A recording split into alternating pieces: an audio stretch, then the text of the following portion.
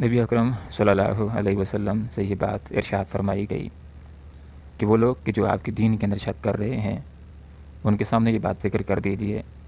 کہ لوگوں میں ایک اللہ کی عبادت کرتا ہوں، اگر تمہیں اس میں شک ہے تو مجھے کوئی شک نہیں، مجھے یقین ہے کہ اس پوری کائنات کو ایک اللہ نے بنایا ہے اور وہی عبادت کا مستحق ہے، میں اس ایک کی بندگی کروں گا اور لات و عزیٰ اور منات کے راستے کی طرف نہیں آؤں گا۔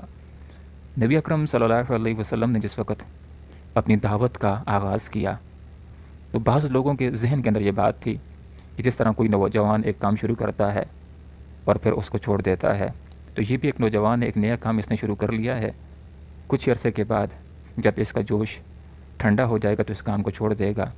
لیکن جب محسوس کیا کہ آپ صلی اللہ علیہ وسلم تو اپنے مشن کے اندر ایک اللہ کی طرف دعوت دینے کے اندر سنجیدہ ہیں،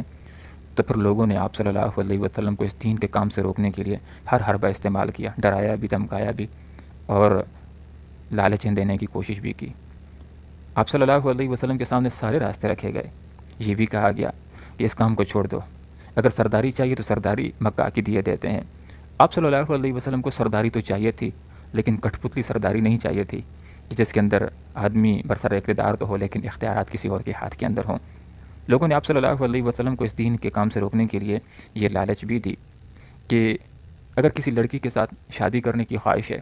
تو جس کی پر ہاتھ رکھ تو شادی کرائے دیتے ہیں، لیکن اس کام کو چھوڑ دو، دین کے کام کو چھوڑ دو، ایک اللہ کی عبادت کو چھوڑ دو، لات و عزیٰ و منات کے بارے میں یہ کہنا چھوڑ دو کہ یہ کچھ بھی نہیں کر سکتے۔ آپ صلی اللہ علیہ وسلم کو یہ بھی کہا گیا کہ اگر یہ کام کسی اثرات کی وجہ سے کر رہے ہو کہ کوئی جنون ہو گیا ہے، اگر کوئی ایسا مسئلہ ہے تو بتلا دو، بڑے سے بڑے طبیب سے آپ کا علاج کرائے دیتے ہیں۔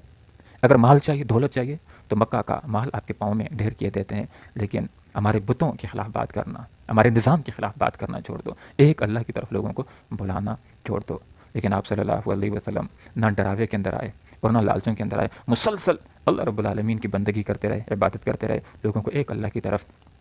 دعوت دیتے رہے، اور گویا کہ اپنے آپ سے لوگوں کو مایوس کر دیا کہ جو لوگ یہ چاہتے ہیں کہ آپ صلی اللہ علیہ وسلم کو دعوت دیں گے اور آپ اپنے عبادت کے طریقے کو چھوڑ کر کے آبائی دین کی طرف آ جائیں گے، تو لوگوں یہ بات سن لو کہ میں تمہارے معبودوں کی طرف آنے والا نہیں ہوں۔ فلا اعبد، بس میں عبادت نہیں کروں گا، الذین ان کی تعبدون من دون اللہ، کہ جن کی تم اللہ کو چھوڑ کر عبادت کرتے ہو، لات و عزیٰ اور منات کی بندگی کی طرف میں نہیں آؤں گا۔ ایک دفعہ